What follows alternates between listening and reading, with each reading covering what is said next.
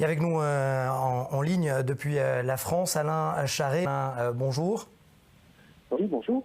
Est-ce que vous êtes surpris d'abord de voir que finalement on peut partager de l'information, on peut partager du renseignement lorsqu'on est israélien, américain, émirati et pakistanais?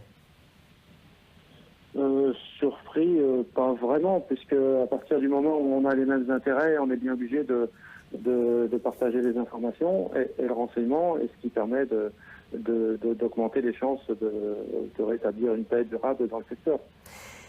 Je le disais en préambule, vous êtes un spécialiste de renseignement et surtout de renseignement dans les armées de l'air, dans l'armée de l'air. Qu'est-ce qu'on capte lorsqu'on est dans les airs? Alors, le renseignement dans l'armée de l'air n'est pas forcément effectué à partir de plateformes aériennes, hein. Mais le but, dans un premier temps, c'est de détecter et d'avoir une vision assez claire de l'aviation de l'ennemi potentiel, afin d'anticiper ces réactions éventuelles et de détecter ce qu'on appelle des indices d'alerte, c'est-à-dire des éléments qui laisseraient penser que cet ennemi potentiel, justement, se prépare à lancer une action offensive. Donc, ce qui permet du côté allié, on va dire, d'anticiper et de prendre les contre-mesures qui s'imposent. Alors justement, on parlait de renseignement, on parlait aussi ces derniers temps d'erreurs d'appréciation, par exemple, de la flotte américaine en Syrie.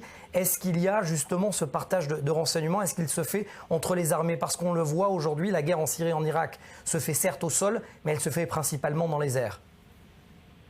Oui, alors le partage du renseignement est toujours quelque chose de compliqué, car chaque service a tendance à garder jalousement ses informations, jalousement, mais également pour protéger ses sources. C'est toujours un sujet délicat, donc c'est jamais du 100%. Il peut y avoir des erreurs d'appréciation, et ce qui peut mener justement à des choses dramatiques comme des bombardements d'alliés ou de personnes qui n'étaient pas ciblées. Alain Charret, je vous remercie.